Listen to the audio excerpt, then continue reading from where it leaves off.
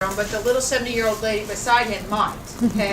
And so always either pull the curtains or try to maintain their privacy by draping them appropriately. Now, chloromethane, that was the name. That was the name. Hey, she got it. I knew I'd remember at some Now point. what's the burst of the hip? Oh, George. I'm having Day's brain almost issues over. today. I know, I'm having brain issues. Okay, so this is what Cryostretch looks like today. It used to be in these nice little glass jars, which you guys aren't going to see it, but this is what it looks like today. And it used to be used quite a bit because it came out really cold. Well, when they changed it, this does not come out near as cold. So I don't see clinicians using it as much, do you? I don't see them using it near as much as they used to, okay? What I'm going to do is grab a towel over here that will cover his eyes in. All you're doing with spray and stretch is you're causing an evaporation. And that evaporation is going to cause a temporary numbness because when we evaporate, it's like you sweat, you get colder, right?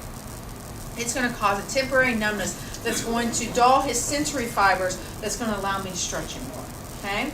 So what I would do first is I would come up to my patient and I would show them. I would say, George, I'm going to spray this on your arm so you know what it feels like, okay? Just really numb, okay? So he knows what it feels like.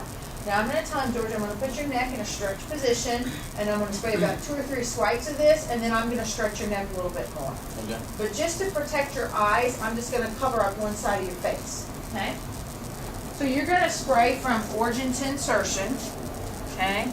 So I'm just going to cover one side of his face. I'm just going to have him lean his ear toward his shoulder, just so he's in a slight stretch. Okay, and I'm going to start up here at the origin, and I'm holding this away about a ruler. It's about 12 inches, and it's about a 30-degree angle. And I'm going to go 1, 2, 3, and then I'm going to do a slight stretch, and I'm going to stretch his head over just a little bit more. And how long do you hold a stretch for? 30 to 60 seconds. It depends on the younger, you can hold 30. The older, you hold 30 to 60. I'm going to stretch over, and then I'm going to bring his head back up, and I'm going to warm the area. Your book says to do it with a hot pack. I've never seen anybody do it with a hot pack. Typically, the therapist is just going to warm it back up with their hands. Okay? And then they're going to take the tissue over again, and they're going to go 1, 2, 3, and then they're going to stretch that tissue over again. Okay? I thought there was a minimum number of times, you go ahead and pull your head back up, George, that you could do this. I don't really see it in the book, so I thought there was, but I must have been wrong. Okay? Okay? There you go. Yeah. Cold. Yeah. Now,